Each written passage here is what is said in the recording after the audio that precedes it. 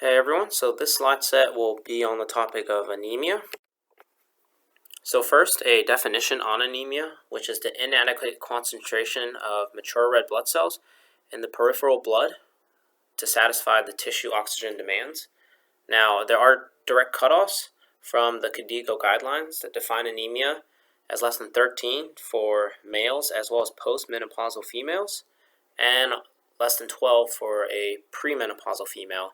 This just accounts for the fact that as younger women go through their monthly period, they're going to lose blood, so naturally their hemoglobin is slightly lower. And hemoglobin here is the preferred measure for the diagnosis of anemia. We typically don't want to use hematocrit, even though that's another lab value we commonly see, because hematocrit does vary based on their fluid status, so whether they're hydrated or dehydrated, and also lacks standardization among different testing instruments. So here on this slide are a few of the correctable causes of anemia you may find. One being malnutrition.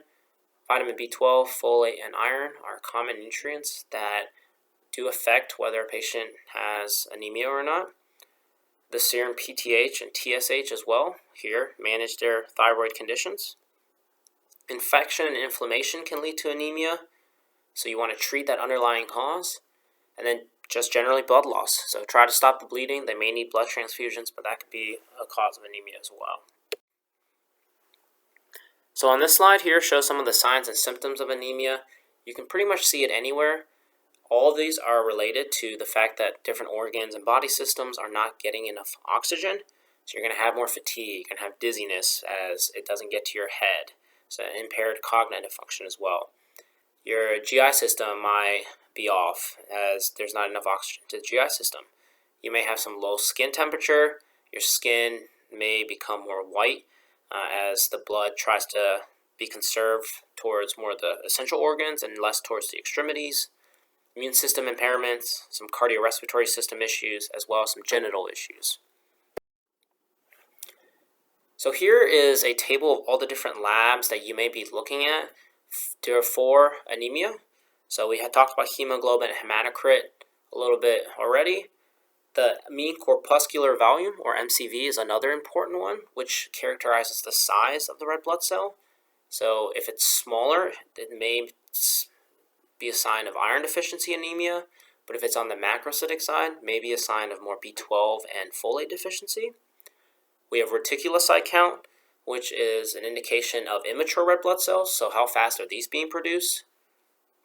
And then we have a couple of different iron labs that we look at just to assess the patient's iron status. So first we'll talk about iron deficiency anemia. So this iron deficiency anemia is the most common reversible cause of chronic anemia and can be worsened in patients with CKD or chronic kidney disease. And some of these patients that have iron deficiency anemia may be hyper-responsive if you try to give them ESA or erythropoietin stimulating agent treatment, which we'll talk about later on in this PowerPoint. So the goal of giving them iron supplementation is to correct the iron deficiency and ensure that we do have adequate iron stores for erythropoiesis, or the production of red blood cells, and especially in patients who are receiving ESA therapy and trying to stimulate that production. So the first thing you would like to do is to assess the iron status, looking at the serum ferritin, which is the most common test for assessing iron deficiency or overload. Now, of note, this can be an acute phase reaction, so if patients are in an inflammatory or infectious state, this may be higher than expected and may not be a good indicator. Next, we have TSAT, or transferrin saturation, which indicates the amount of iron available for erythropoiesis process, and typically absolute iron deficiency is defined by TSAT less than 20 and ferritin less than 200. Now here are all the different types of iron supplementation that you can give a patient orally, and within each salt form I've listed in the table for you the elemental iron percentage that each has. Now the main thing to know with these oral iron products is that they do cause a lot of GI side effects, maybe some nausea, definitely constipation. Their stools may be very black, dark, and it's important to distinguish that from a GI bleed. Now some of the ones at the bottom of the table have been marketed to produce less GI upset, but I haven't really seen them used all that often, and they are more expensive. Also, in certain patients, like patients with kidney dysfunction may not absorb oral iron as well, so you may need to use IV iron options. So here are the list of the IV iron options. The top 3 have been around a lot longer and are a little cheaper. The bottom 2, newer options, can be given more quickly and over a shorter number of doses and are a little bit more expensive as well. Now, the main thing I want to note here is that iron dextran, the first one that you see up here, it is absolutely required that you do a test dose first before you give the full iron loading dose, because people can have anaphylaxis to this, and that test dose is essentially a safer dose so that we know whether they can receive the full dose or not. The rest of these doses do not require any kind of test dosing. So on this slide, we have some of the drug-drug and food-drug interactions that I want you guys to be aware of as far as iron is concerned. So some of the aluminum, magnesium, and calcium antacids, as well as tetracycline and doxycycline and cholestyramine, can bind to the iron in the gut and reduce its absorption. H2 antagonists and proton pump inhibitors can also decrease iron absorption because iron needs an environment of acidity to be absorbed well. There are also drugs that may have reduced efficacy when given with iron, including levodopa and methodopa, your levothyroxine, penicillamine, a few antibiotics and fluoroquinolones, and doxycycline, as well as mycophenolate. Now, there are also foods that decrease absorption, essentially with the same mechanism that was discussed earlier, and that it can bind to the iron in the gut. These include some phytates, which are found in grains, brands, vegetables, polyphenols, tea and coffee, and then phosphates and calcium, so your dairy products and your eggs. And this is just important to know in that typically we recommend patients who take oral iron to take it on an empty stomach so that it does not bind with some of these different food products, because it's kind of hard to avoid all of those on that list. So now we'll talk about these erythropoietin stimulating agents, or ESAs, that we briefly mentioned in a few slides before. So these can be used in patients who are going through chemotherapy if they have cancer or have anemia due to chronic kidney disease. And you usually consider it if the hemoglobin falls to less than 10. So you have 3 different options out there on the market. We have Epogen, Aranesp, and Mircera, with the generic names listed there as well. The main thing to know with these is that these medications are effective in increasing hemoglobin. One, if the iron load is appropriate. So you got to check the iron levels. If there's no iron on board, these agents do nothing. Second thing here is these precautions noted. Studies have shown that if the hemoglobin actually gets too high, there's some morbidity and mortality associated as well. So typically, if the hemoglobin rises to 11 and they're on this therapy, we're going to stop the therapy. There are also rare cases of pure red cell aplasia and some other side effects that were seen in the trials in greater than 10% of patients, including hypertension, edema, abdominal pain, dyspnea, and cough. B12 deficiency anemia, we'll talk about next, another nutrient deficiency that can lead to anemia.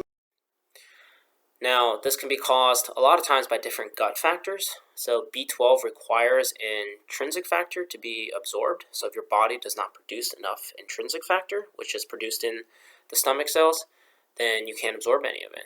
Other diseases that affect the gut may also affect your ability to absorb B12.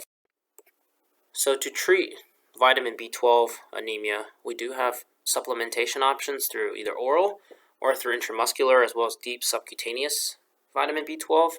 We do also have this intranasal, but honestly, I've never seen it before.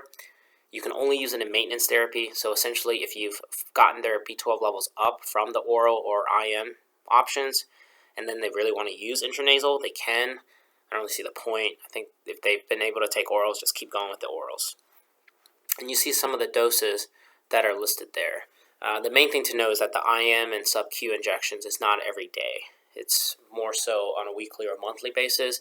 However, of note, there have been no documented incidents of B12 overdose, so that may not be too much of a concern, but just note weekly or monthly for the IM and deep sub-Q.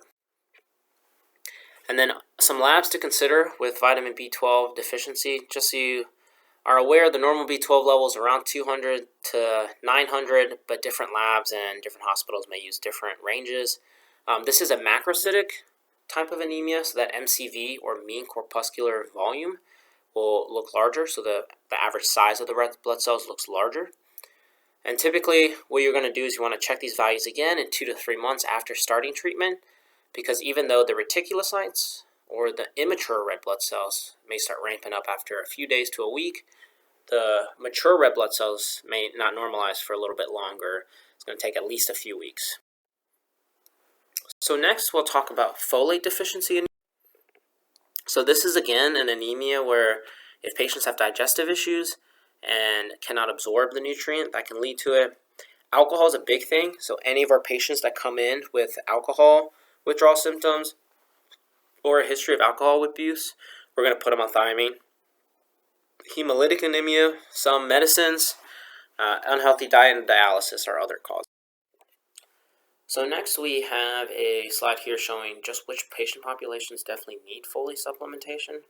These include patients with alcohol dependence, women of childbearing age, pregnant women, as well as patients with malabsorptive disorders mentioned in the last slide, where they may have GI issues. So the recommendation here is 0.4 to 1 milligram of folic acid daily for these patient populations, although it's pretty healthy for just the general population to get that as well, but definitely in these patient populations. Now, in women of childbearing age and pregnant women, the concern is that we can have some spinal deformities in the unborn infants if they don't get enough folate. But of course, anemia can also be an issue in any of these populations.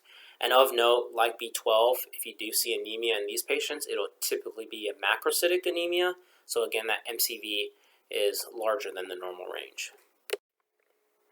Next, we'll talk about the anemia of chronic disease. So these patients are typically caused by more long-term illnesses or infections. So maybe they have tuberculosis, HIV, endocarditis, and osteomyelitis. That's the infection of the heart and of the bone, two infections that definitely take a while to treat and are hard to penetrate. Cancer as well, and then a multitude of inflammatory disorders that are listed here on this slide. So these labs are some ways that you may be able to tell an anemia of chronic disease and differentiate it from iron deficiency anemia. Main thing to look for here are the total iron binding capacity and ferritin. So your total iron binding capacity will usually be below normal, since iron stores are going to be elevated in these patients, and that was normally opposite compared to iron deficiency anemia. And then in this case of anemia of chronic disease, your ferritin is normal to high, whereas ferritin is typically low if you have iron deficiency anemia. All right, and finally, I will talk real briefly on sickle cell anemia.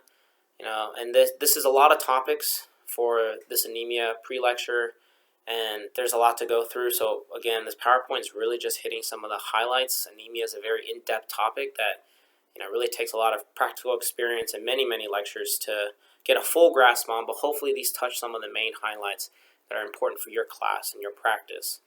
And with sickle cell anemia, this is a malformation of the sickle cells, or the blood cells, to where they look like sickle-shaped and essentially tend to stick together and may cause some clotting as well as other issues in the circulatory system.